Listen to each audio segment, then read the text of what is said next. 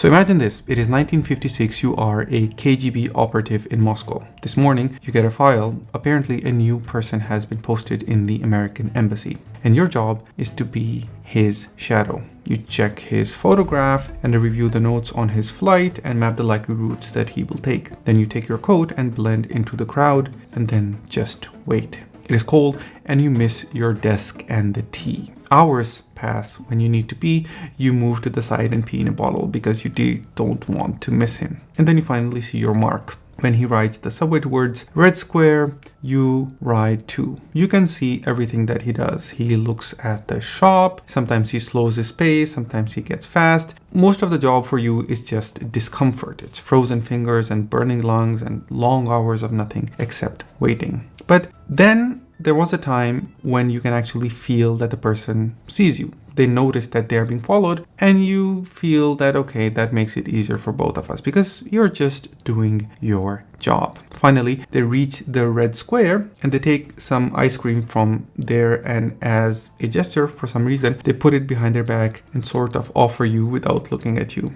Despite being a very cold, biting morning, you take it and then lick it, continuing your work as if nothing has happened. Because right now, a relationship has been established that will save you both a lot of headache. You spend your whole day, and then when you are back at the office, you type your long report for the day on your typewriter, making sure that you don't miss any detail that can come back to haunt you later. But you carefully omit the ice cream. Nobody has to know that. This is a true incident that is narrated in the book The Russians, and I have taken the liberty to talk about it from the perspective of the KGB operative, because the original incident happened to one of the actual employees in the American embassy who got posted, and this was his first day getting trailed by the KGB. Much has been written and spoken about KGB, and I don't think I can add much to its operational capabilities. What I'm more interested in is, what was it for the people working there? How was their life exactly? What did they do? I want to peek a little behind the Iron Curtain and see what was life really like inside one of the most feared organizations in the USSR and arguably the world. The KGB was the Soviet Union's state security and intelligence service from 1954 to 1991, proverbially known as the sword and the shield, tasked with defending the country from external enemies and internal ideological threat. Here's one thing about KGB that differs from comparable Western agencies. The KGB wasn't like the CIA. It was 10 agencies inside one building. Let me show what that actually means. First, the KGB handled foreign intelligence through the first Chief Directorate, the Soviet equivalent or something like the CIA or the MI6. They ran spy networks abroad, recruited agents, and planted illegals. Illegals are called the spies that were undercover without any diplomatic immunity. And they conducted operations from Washington to Delhi, probably the most prestigious department inside the KGB. Second, it was also the country's domestic security service, run by the second Chief Directorate, sort of like the FBI. Third, the KGB commanded the USSR's entire border army through the Border Troops Directorate, sort of like Customs and Border Patrol in the United States of America. Fourth, the KGB handled signals intelligence and code breaking through the 16th Directorate, a Soviet version of the NSA. Fifth, it had ideological control and censorship through the 5th Directorate, tasked with monitoring ideological sabotage. There is no really Western equivalent to that because it combined political policing with sort of cultural oversight in a way that Western democracies don't really have, at least not openly. Sixth, the KGB protected the Soviet leadership through the 9th Directorate, their own version of the Secret Service. But unlike the US Secret Service, the 9th could monitor political loyalty and not just provide security. Seventh, the 3rd Chief Directorate handled military counterintelligence, which was policing the Red Army from within, sort of like FBI plus military counterintelligence command combined. 8. The KGB conducted wide-scale surveillance of the population through the 7th Directorate, which included physical surveillance teams, and the 8th Directorate, technical surveillance. And finally, the KGB monitored foreigners in the Soviet Union through the 2nd and 1st Chief Directorates, coordinating and tailing and hotel surveillance and phone taps and customs checks and all that. As you can see, this is a lot. And this is really important because the life of a KGB officer was defined by their directorate. It's a stark divide that existed between between the elite of the first chief directorate and the domestic operatives of the second and the seventh, which were more like blue-collar workers.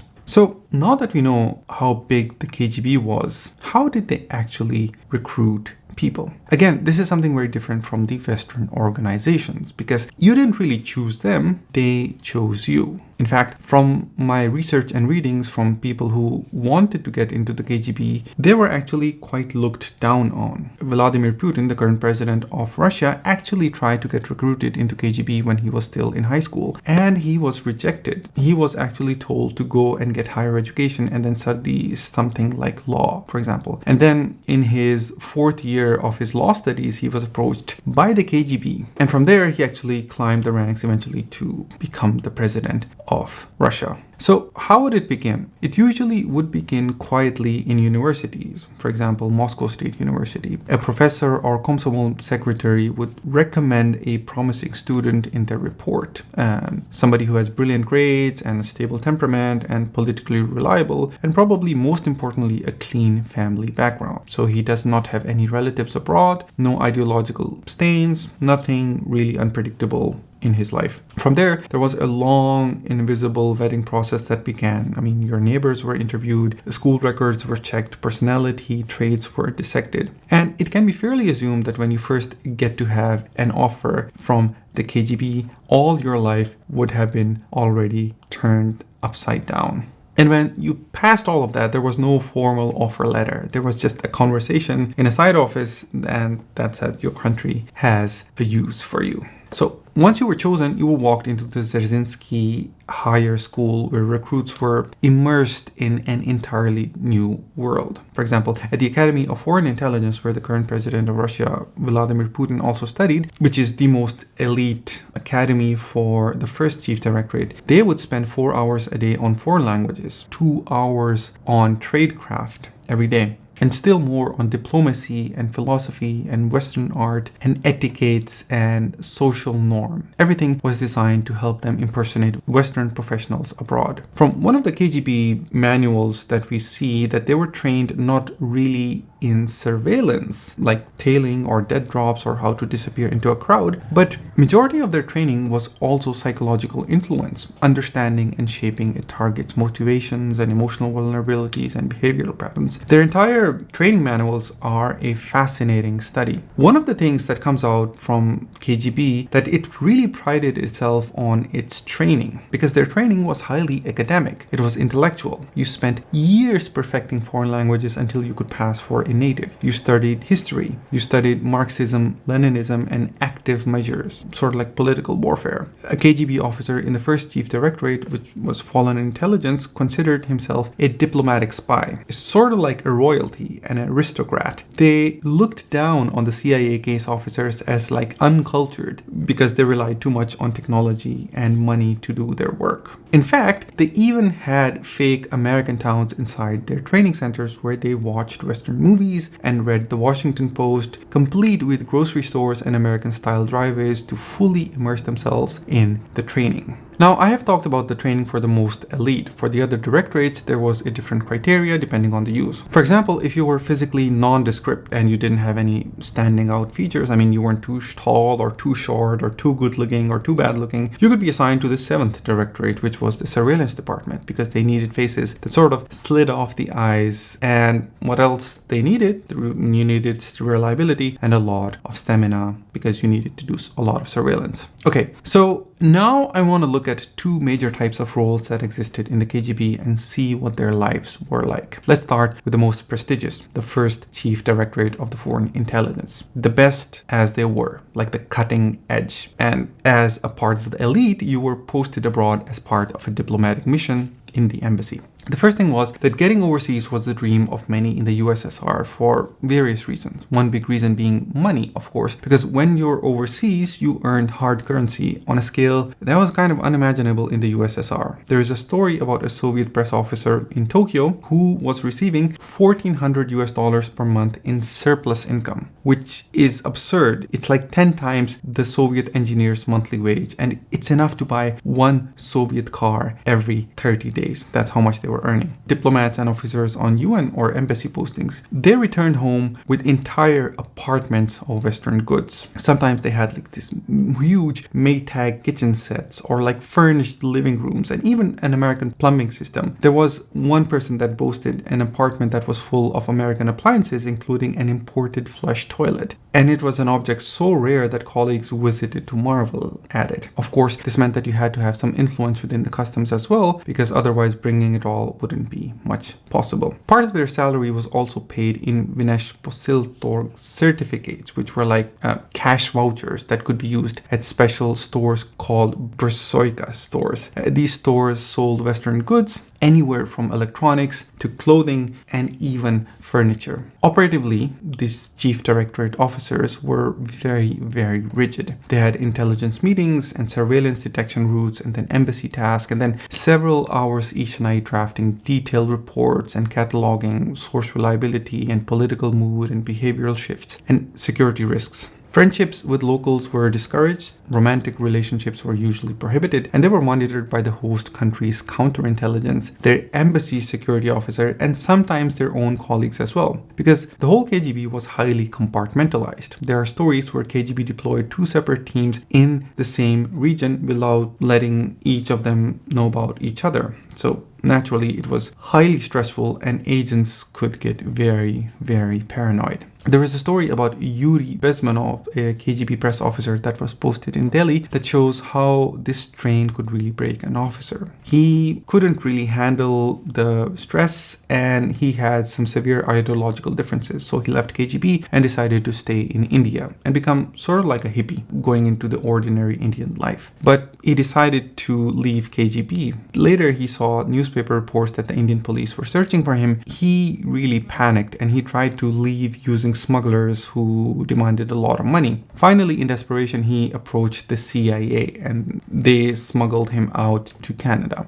The twist is that the KGB knew that he had sort of disappeared of his own volition, but they told Moscow that he had been abducted, because if it told them that he disappeared on his own, it would get them all in a lot of trouble. And this we see happening in many other cases as well. Okay, so this was the top job in the KGB. What about the junior, ordinary domestic workers in the KGB? For them, life was not much different than, say, a mid-level government employee. They did get some benefits, but not the kind of opulence that was given to the top ranks. They lived in ordinary, normal apartment buildings, but with good locations. Their children went to normal Soviet schools, but friendships with dissidents or openly religious people were or could be a problem. For holidays, you could get like special vouchers to be at sanatoriums or Black Sea resorts. Especially for people who had good performance records, you could expect these kind of perks and benefits. One of the most tangible perks of the job was simply access to the canteen. Because the KGB was a priority organization, their logistics bypassed the shortages. Now, it's important to note the hierarchy that the generals and senior officers that were upstairs had their own separate dining rooms, but with much wider selections. For the blue-collar KGB workforce, their standard canteen was still miles ahead of the public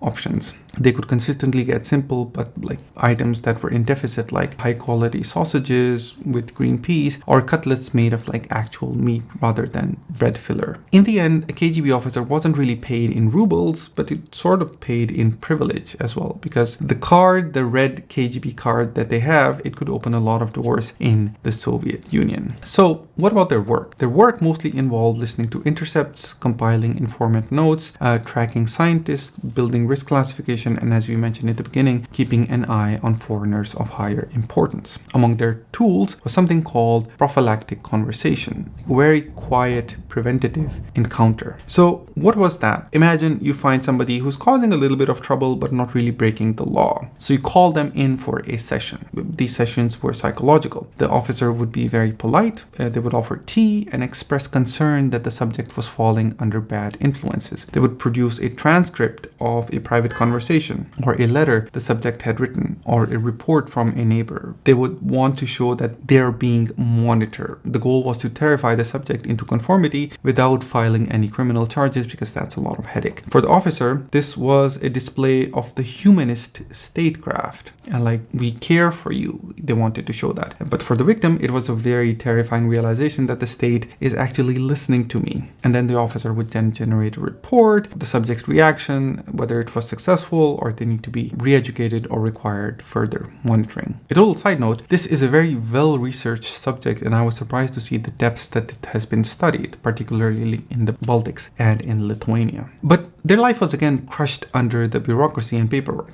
Just like a Soviet factory had to produce X number of shoes, a KGB field office had like a plan. Officers were under a lot of pressure to meet monthly or quarterly targets for contacts and recruitments and preventative warnings, prophylactica that I just mentioned. And then, of course, there was the spravka. This is a generic term for an information note or certificate. Officers generated endless spravki to document every conversation and every observation or suspicion that they had. If a higher up ever asked, like, why didn't you stop this? The officer would just pull out this spravki from 3 years ago and say, okay, I reported it here. It's not my problem anymore. As an example, here is a report from one KGB member who went to Sweden as a part of a group of Lithuanian journalists. The report mentions detailed profiles of all the people that they met. They mention their interest, any relation they might have had with the Soviet Union, any person of interest that could be recruited. So it was very detailed and very, very intricate. So the thing is that the popular imagination sees the KGB as sort of like an unstoppable, cinematic, shadowy masters of espionage. But the reality was far more layered. Agents weren't assassins or spies chasing villains. Most were analysts or surveillance or archivists.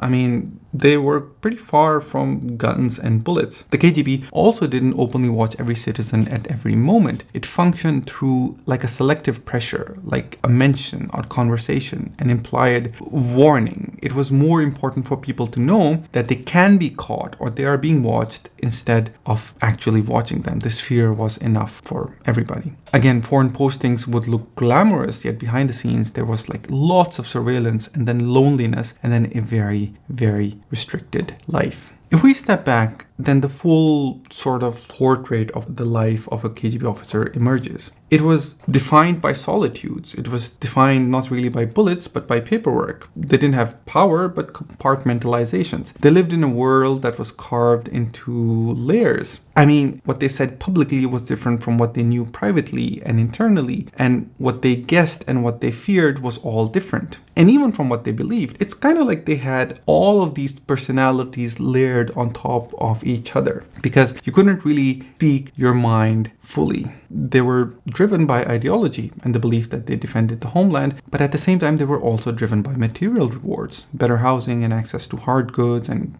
you know, all the material benefits that I talked about. The KGB actually understood this dual engine and trained its officers accordingly. So yeah, KGB's life was not all Hollywood. It was a lot of crushing paperwork, bureaucracy, and a whole lot of waiting in the cold. Thank you for watching. If you really like this video and this format about talking about different people and talking about their life, then let me know in the comments what would you like me to do next. And if you watch another video of me, at least 2 videos, then I would really like that you subscribe to the channel as well, so that you support me and then you also are notified when I publish more videos. Thank you again, and I'll see you in the next one. Bye.